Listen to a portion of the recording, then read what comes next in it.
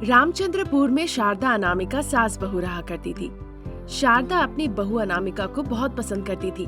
वो अपनी बेटी की तरह उसे प्यार करती थी। सासू माँ इतना प्यार करती थी कि अनामिका को कभी कभी परेशानी होने लगती थी। अनामिका की एक बेटी थी, नाम था ज्योति। ज्योति बहुत ही चंचल बच्ची थी। अपनी शैतानियों की वजह से ज्योति अनामिका और शारदा को परेशान करते रहती थी। अनामिका के पति रमेश फल बेचा करता था। वो हर दिन तरह तरह के फलों को अपने ठेले में लगा के बेचता था और जो पैसे कमाता था उससे घर की सारी जरूरतमंद चीजें वो खरीदता था। अनामिका, आज मैंने तुम्हारे लिए नींबू पानी बनाया है। छोड़ना नहीं, पूरा पी जाना, ठीक है? सासू माँ, हर दिन आप नींबू पानी बनाती है, ऊपर से 1 लीटर बना के रख देती है। मैं इतना पानी कैसे पीऊं बताइए? कम से कम आप तो पीजिए। आप पीती नहीं, मुझे पीने कहती है। मैं इतना कैसे पीऊं बताइए? वो नहीं बेटा, जूस पियोगी तभी तो तुम्हें ताकत मिलेगी। मैं आपके लिए हर दिन सपोटा जूस बनाती हूँ, पर आप क्यों उसे एक बार में नहीं पीती? पूरे दिन में 4 बार में आप पीती हैं। माँ, मुझे भी जूस चाहिए, मैं भी जूस पीना चाहती हूँ। अरे नहीं बेटा, ये जूस पियोगी तो ठंड लग जाएगी। अगर तुम कहोगी मैं तुम्हारे लिए जूस बना दूंगी, वो पियो, उसे पीकर ताकत मिलेगी, ठीक है? ठीक है दादी माँ, फिर जल्दी जल्दी बनाइए। जब शारदा अनामिका ज्योति बातें कर ही रहे थे, तभी रमेश वहाँ आ जाता है। वो आके देखता है कि सभी लोग जूस पी रहे हैं। ये देखकर उसे बड़ा गुस्सा आ जाता है। ये तुम लोग क्या कर रहे हो? हर दिन मैं सोचता हूँ कि मेरे फल कहाँ जा रहे हैं और तुम लोग यहाँ पे जूस बना के पी रहे हो।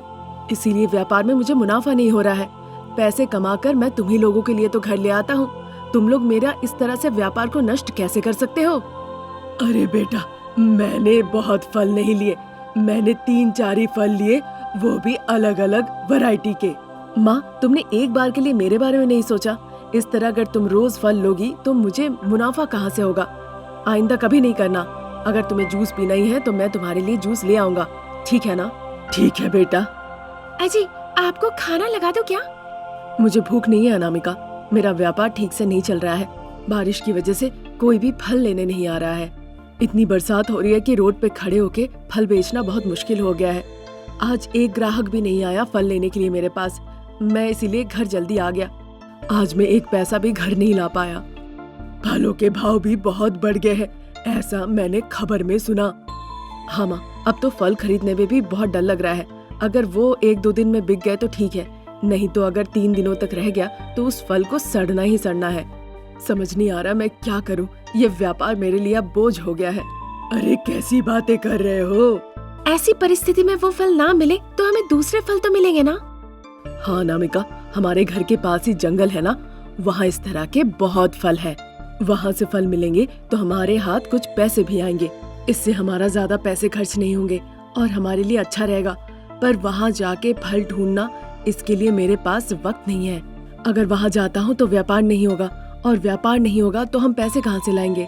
इस विषय में आप मुझसे पहले कह सकते थे, मैं और सासू माँ चले जाते। तुम लोग कैसे वहाँ जाओगे अनामिका, यही सोचा मैं।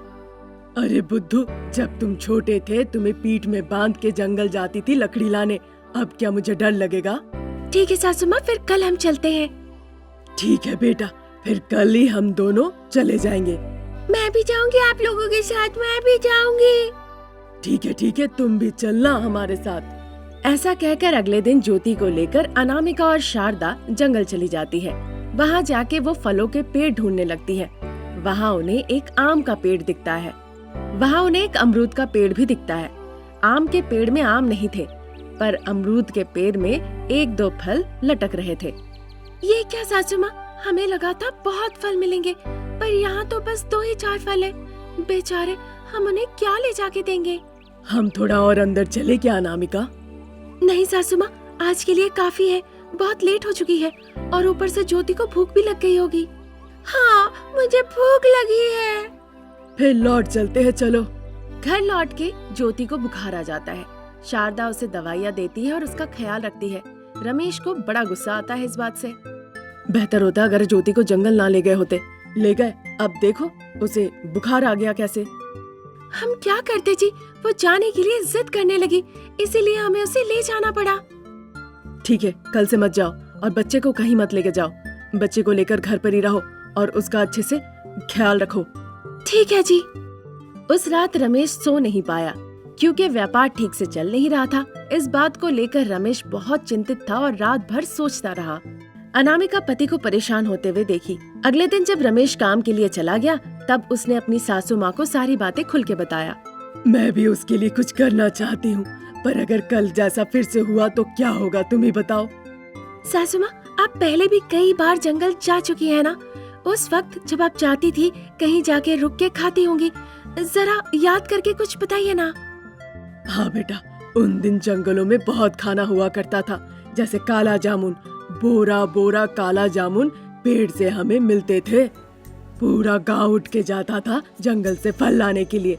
कल जहाँ हम गए थे ना, वहाँ नहीं, हम थोड़ी दूर जाते थे, पर मुझे ठीक से याद नहीं आ रहा है उस जगह का रास्ता। काफी दिन हो गए ना गए।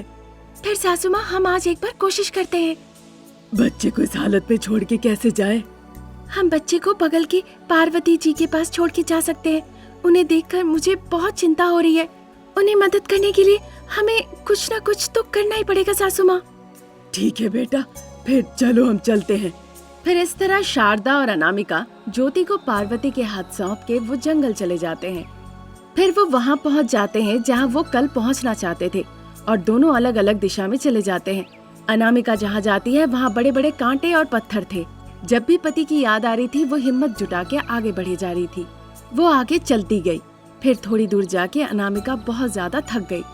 जब अनामिका बहुत थक गई वो एक पत्थर के ऊपर जाके बैठ गई। वहाँ वो पसीना पोंछती है और लंबी सांस लेती है। अचानक ठंडी हवा चलने लगती है। जैसी हवा चलती है उस हवा से काले जामुन आके उस पे गिरते हैं। ये देखकर अनामिका बहुत खुश हो जाती है। सासू माँ, मुझे वो पेड़ मिल गया, आइए इधर। हाँ हाँ, आ रही हूँ बेटा। अनामिका और शारदा वहाँ जाके ढेर सारे फल लेके घर लौट आते हैं। उन्हें देखकर रमेश बहुत खुश होता है। इस तरह शारदा और अनामिका बहुत सारे फल ले आते थे जिसे रमेश बेचता था और उससे बहुत मुनाफा कमाता था। गांव के साथ साथ शहर में जाके रमेश वो फल बेचने लगता है और वहाँ उसे दुगना मुनाफा मिलने लगता है। इस तरह वो परिवार बहुत खुश होता है और खुशी खुशी जीवन बिताने लगता है। एक गांव में शारदा और रमेश माँ बेटे रहते थे। वो एक मध्यम वर्गीय परिवार थे, लेकिन इच्छाएं उनकी बहुत ऊंची थी। शारदा अपने बेटे को बिना किसी समस्या का पाला पोसा। वो कई जगह उधार ली और अपने बेटे को अमीरों की तरह पाली, इसीलिए उसके जीवन में कोई समस्या नहीं रही। जैसे ही रमेश की शादी की उम्र हुई, शारदा उसकी शादी के लिए एक अच्छी लड़की की तलाश करने लगी। तभी एक दिन शारदा कहती है, बेटा रमेश, शादी की उम्र हो गई है, जल्दी एक अच्छी लड़की देख के तुम्हारी हाथ पीले करवाऊंगी। हाँ माँ, मैंने भी कई बार तुमसे कहने की कोशिश की पर तुमने सुनी ही नहीं। क्या तुम किसी लड़की से प्यार करते हो? नहीं माँ, हर दिन मैं खुद से पैसे लेते लेते बहुत दुखी हो गया हूँ, इसीलिए अगर मेरी शादी हो जाती है तो अपनी पत्नी से मैं कुछ भी ले सकता हूँ। हाँ बेटा, बिल्कुल सही कहा है। मैं भी सोच रही थी कई दिनों से कि मैं नए जेवर बनवाऊंगी, पर क्या फायदा, अगर तुम्हारी शादी होती है तो मुझे अच्छे दहेज मिलेंगे, उन पैसों से सारी समस्या दूर हो जाएगी। ठीक है माँ, फिर तुम एक अमीर अच्छी लड़की ढूंढो, मैं शादी कर लूंगा। रुको बेटा, अभी इस वक्त अच्छी लड़की ढूंढने के लिए थोड़ा समय लगेगा, कल मैं पंडित जी को बुलाऊंगी। ठीक है माँ, फिर वही करो। रमेश और शारदा इस तरह से चर्चा करते हैं। फिर अगले दिन ही पंडित जी को घर पे बुलाते हैं। हाँ मालकिन, मेरे पास एक अच्छा रिश्ता है आप लोगों के लिए। एक अमीर लड़की है, पर वो सिर्फ एक लौती लड़की है, शादी करके बहुत दहेज ले आएगी। फिर रिश्ता देख के उस लड़की से बात चलाइए, मैं आपको अच्छा कमीशन दूंगी। वैसे उस लड़की का नाम क्या है? लड़की पढ़ी लिखी है ना?